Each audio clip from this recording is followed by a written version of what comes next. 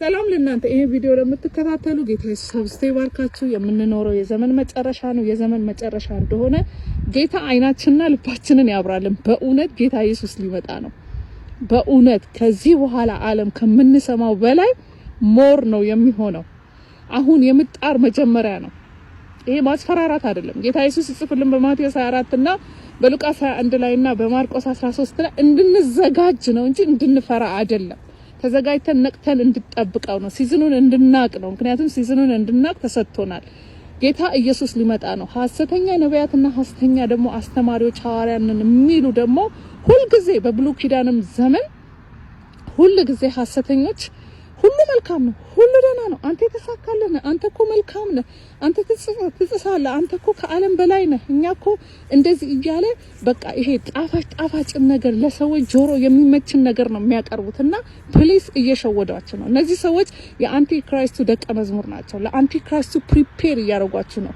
ቸርች ውስጥ ገብተው መንጭቀው እያወጣችሁ ነው ያሉት። ፕሊስ ክርስቲያኖች፣ እነዚህን የምትከተሉ አይናችሁን ክፈቱ።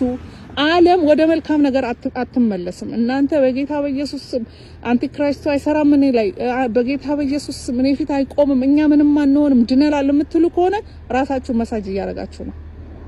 በእውነት አግሬሲቭሊ ወንጌልን መናገር አለባችሁ። ለሰዎች መመስከር አለባችሁ። ለቤተሰቦቻችሁ መናገር አለባችሁ። እንደ ቤተሰብ ቁጭ ብላችሁ በዚህ ጉዳይ ላይ ማውራት አለባችሁ። ሊመጣ ያለው ከባድ ነገር ነው ከፊት ለፊታችን። ማንም የሚያስጥላችሁ የለም ያለ ጌታ ኢየሱስ። የዘንድሮ መርከብ ኢየሱስ ነው። ምክንያቱም የዚህ የአሁኑ መርከባችን ኢየሱስ ነው። በኖህ ዘመን ለ100 ምናምን አመት ኖህ ይጮህ ነበር። 8 ቤተሰቡን ይዞ ነው ያመለጠው። እናንተ ለስንት ሰው መስክራችኋል ወንጌል? ወደ ጌታ ስንት ሰው መጥቷል ከቤተሰቦቻችሁ? ለሌላስ ትጸልያላችሁ ወይ? ሁልጊዜ እኔ የሚል ነገር ፕሊስ።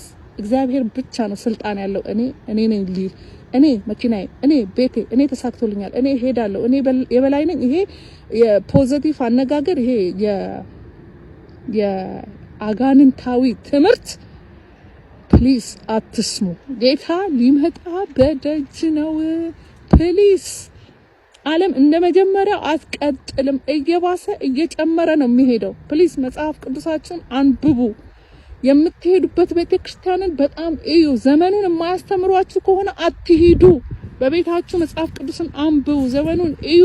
መንፈስ ቅዱስ እውነተኛ አስተማሪ ነው። ቃሉን አንብቡ። ዘመኑን አስረዳም ብሎት መንፈስ ቅዱስ በደንብ አድርጎ ነው የሚያስተምራችሁ።